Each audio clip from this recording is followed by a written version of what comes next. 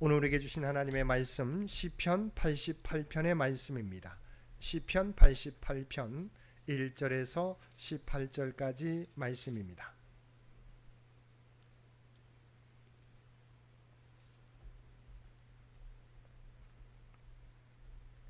시편 88편 1절에서 8절까지 1절에서 18절까지 우리 한 절씩 교독합니다. 여호와 내 구원의 하나님이여, 내가 주야로 주 앞에서 부르짖어 싸우니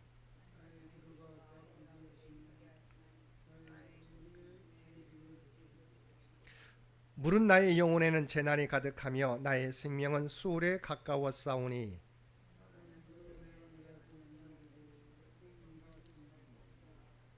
죽은 자 중에 던져진 바 되었으며 죽임을 당하여 무덤에 누운 자 같으니이다. 주께서 그들을 다시 기억하지 아니하시니 그들은 주의 손에서 끊어진 자니이다.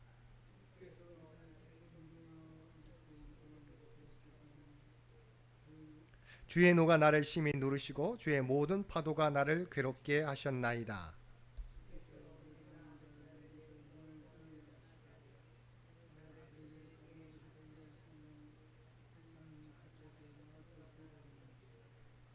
곤란으로 말미암아 내 눈이 쇠하였나이다. 여호와여, 내가 매일 주를 부르며 주를 향하여 나의 두 손을 들었나이다.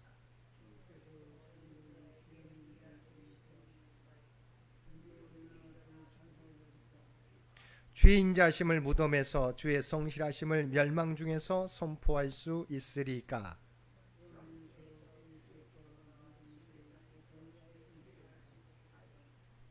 여호와여, 오직 내가 주께 부르짖어 싸우니 아침에 나의 기도가 주의 앞에 이르리이다.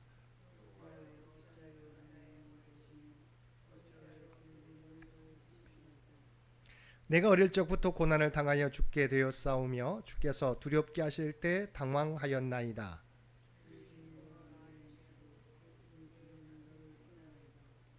이런 일이 물같이 종일 나를 애우며 함께 나를 둘러쌌나이다. 주는 내게서 살아가는 자와 친구를 멀리 떠나게 하시며 내가 아는 자를 흑암에 두셨나이다. 아멘. 오늘도 말씀과 기도로 금요일 하루를 시작하는 모든 성도들 가운데 하나님의 놀라운 은혜가 언제나 함께 하시기를 주님의 이름으로 간절히 축원드립니다. 오늘 통독할 말씀은 시편 87편에서 89편까지 말씀입니다. 그리고 오늘 살펴볼 말씀은 시편 88편의 말씀입니다. 시편 88편은 하나님의 징벌로 인한 극심한 고통 가운데 처하여 죽음의 문턱에 이른 시인의 절규입니다. 본시의 저자는 에스라인 헤만으로 나오고 있는데 그는 열왕기서의 저자가 솔로몬의 지혜를 설명할 때 비교 대상으로 언급되었을 만큼 탁월한 지혜를 가졌던 사람입니다. 그런데 본시가 구체적으로 어떤 저작 배경을 가지고 있는지는 확실하지 않습니다. 다만 표제에 나오는 말랏 르한롯이라는 말이 질병 중에 고통 중에라는 의미가 있다는 점에 비추어 볼 때 저자가 질병으로 인하여 극심한 고통 중에 있을 때 지은 것으로 보입니다. 한편 본시는 시편에서 그 탄식과 호소가 가장 절박하고 애처로울 만큼 구절구절마다 탄식과 절규로 일관하고 있다는 점에서 욥의 상황을 연상케 해 줍니다. 특히 본시에는 성경 비탄시의 일반적 특징인 선취적 신앙에 의한 찬양조차 나타나고 있지 않습니다. 그러나 욥이 그러하였듯이 시인 역시 고통의 단식 가운데서도 하나님을 떠나지 아니하고 하나님의 도움을 간절히 바라고 있다는 점에서 본시는 고난받는 자의 불평이라기보다는 하나님의 도우심이 속히 임하기를 바라는 시인의 간절한 심정의 표현이라고 하겠습니다. 특히 시인은 본시에서 자기의 고통의 원인을 자신의 죄에 대한 하나님의 진노의 결과로 거듭 시인하고 있는데 이러한 점에서 본시는 더더욱 하나님에 대한 불평이라고 볼 수 없습니다. 본시는 크게 5부분으로 나눌 수 있는데 먼저 1절과 2절은 극심한 고난으로 고통 중에 처한 시인이 주야로 구원을 호소하는 자신의 부르짖음에 응답해 주실 것을 간구하는 내용입니다. 3절에서 5절까지 말씀은 죽음이 임박한 상황에 처한 시인이 자신의 다급한 처지를 하나님께 토로하고 있습니다. 다음으로 6절에서 9절은 자신을 죽음과 소회로 내몬 하나님의 징벌에 대한 고통과 고독을 호소하는 내용입니다. 10절에서 12절까지 말씀에서는 죽음이 가져올 망각과 멸절에 대한 절망감을 토로하고 있습니다. 끝으로 13절에서 18절까지 말씀에서는 자신의 부르짖음에 대한 빠른 응답을 간구하며 징벌로 죽게 된 데 대한 불안과 고통을 다시금 호소하고 있습니다. 그 가운데 몇 가지를 살펴보면 먼저 본시는 시편 가운데 가장 우울한 노래, 슬픈 노래, 어두운 노래라고 할 수 있습니다. 너무 우물해서 읽는 자들의 마음까지 어둡게 할 만한 시라 할 수 있습니다. 그런데 시인은 절망적인 슬픔에 휘감겨 있으면서도 1절에서 가장 먼저 여호와 내 구원의 하나님이여라고 하나님을 향하여 입술을 열고 있습니다. 이와 같은 사실로부터 오늘 우리가 배울 수 있는 것은 바로 삶이 아무리 우리를 속이고 삶이 아무리 우리를 암울하게 만들고 우리에게서 희망을 앗아가 버릴지라도 성도들은 구원의 하나님을 부르는 마음, 희망의 끝만은 놓쳐서는 안 된다는 것입니다. 두 번째, 4절에 보면 시인은 자기가 힘없는 자같이 되었음을 하나님 앞에 고백합니다. 사람은 세상을 살아가면서 이러한 경우를 많이 경험합니다. 내가 무엇을 하면 된다는 것을 압니다. 조금만 견디면 됩니다. 힘만 내면 됩니다. 그런데 그럴 힘이 없습니다. 능력이 부재합니다. 이미 모든 힘이 바닥나 버렸습니다. 시인은 바로 이와 같은 상황을 고백하는 것입니다. 그는 지금 무덤에 내려가는 자와 같습니다. 즉 시인은 지금 자기가 깊은 구덩이 속으로 빠져 들어가고 있다고 토로하고 있는 것입니다. 그것을 막고 싶은데 그럴 힘이 그에게는 없는 것입니다. 사랑하는 성도 여러분, 이러한 때에 저와 여러분은 어떻게 해야 하겠습니까? 시인은 이러한 때에 하나님께 호소하고 있습니다. 그렇습니다. 우리가 아무것도 할 수 없을 그때가 바로 하나님께 기도할 때입니다. 하나님께서는 우리에게 감당할 시험 외에는 주시지 않는다고 하셨는데 때로는 왜 우리에게 아무것도 할 수 없는 상황에 이르게 하십니까? 다른 이유가 없습니다. 그것은 오직 하나님께 기도하라는 뜻입니다.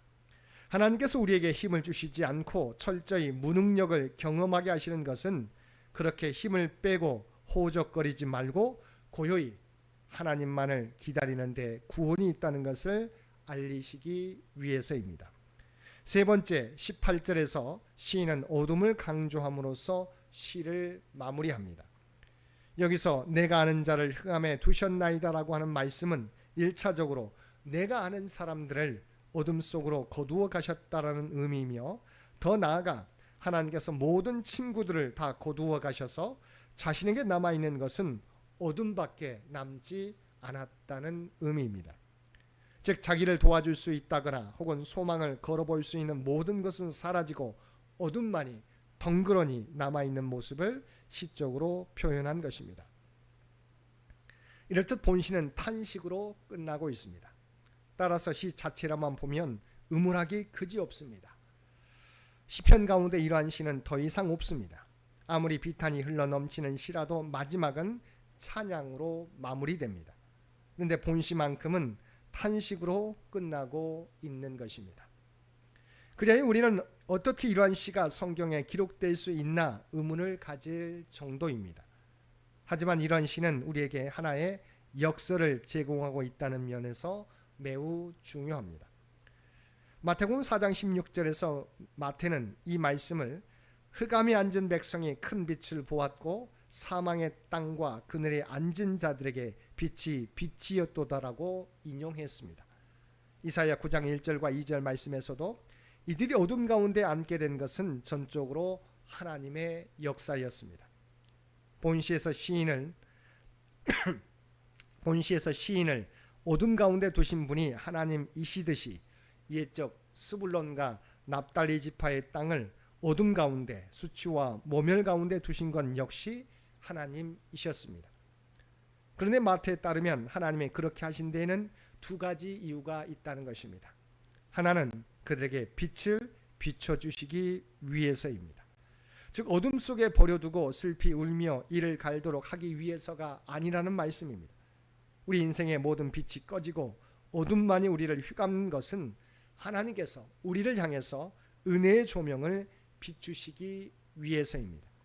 그래서 성도는 어둠에 갇히더라도 절망을 이야기해서는 안 되는 것입니다. 밤이 깊을수록 아침이 가까이 와 있음을 이야기해야 하는 것입니다. 다음으로 우리를 어둡게 하심은 빛을 빛으로 바로 깨닫게 하기 위해서입니다. 요한복음 9장을 보면 예수님께서는 나면서부터 시각장애인이 된 사람을 고쳐주신 끝에 바리새인과 논쟁을 하시게 되었는데 그 마지막에 이르러서 다음과 같이 말씀하셨습니다. 너희가 맹인이 되었더라면 죄가 없으려니와 본다고 하니 너희 죄가 그대로 있느니라. 만일 서기관과 바리새인들이 납달리 스불론 지경의 사람들처럼 혹은 창기나 세리처럼 어둠 가운데 있었다면 빛으로 오신 예수님을 훨씬 잘 알아보았을 것입니다. 그리고 생명의 주님을 기쁨으로 영접했을 것입니다. 근데 그들은 스스로를 빛 가운데 있다고 여겼기 때문에 빛으로 오신 예수님을 영접하지 못했던 것입니다. 예수님께서는 바로 이와 같은 상황을 말씀하신 것입니다. 사랑하는 성도 여러분, 본시의 시인은 하나님의 진노로 인하여 어릴 때부터 고난을 당했고 지금은 마치 무덤 가운데 누운 자처럼 전혀 소망이 없어 보입니다. 그러나 그의 시를 보면 하나님을 향한 호소는 있어도 원망은 없습니다. 그는 여전히 하나님만을 바라보고 있는 것입니다. 우리가 하나님께 대한 믿음만 저버리지 않는다면 가장 어둠이 짙었을 때 새벽이 가까운 것처럼 하나님께서 우리의 절망을 소망으로 어둠을 빛으로 변화시켜 주실 것입니다. 오늘도 하나님께 대한 절대적인 믿음을 통해서 어떤 상황 속에서도 흔들리지 않고 하나님을 이 세상에 나타내 보여주며 살아가는 저와 여러분 모두가 되시기를 주님의 이름으로 간절히 축원드립니다. 함께 기도드리겠습니다. 사랑과 은혜가 충만하신 아버지 하나님, 우리에게 어떤 상황 속에서도 주님을 잃어버리지 않는 믿음을 허락하여 주옵소서.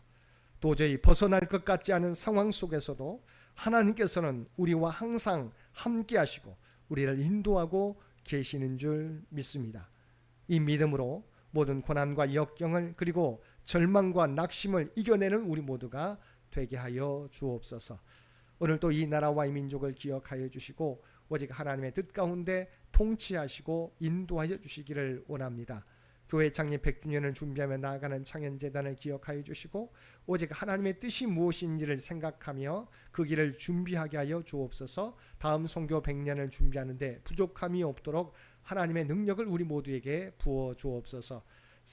또한 연로한 가운데 또 연약함 가운데 있는 주의 백성들을 기억하여 주시기 원합니다.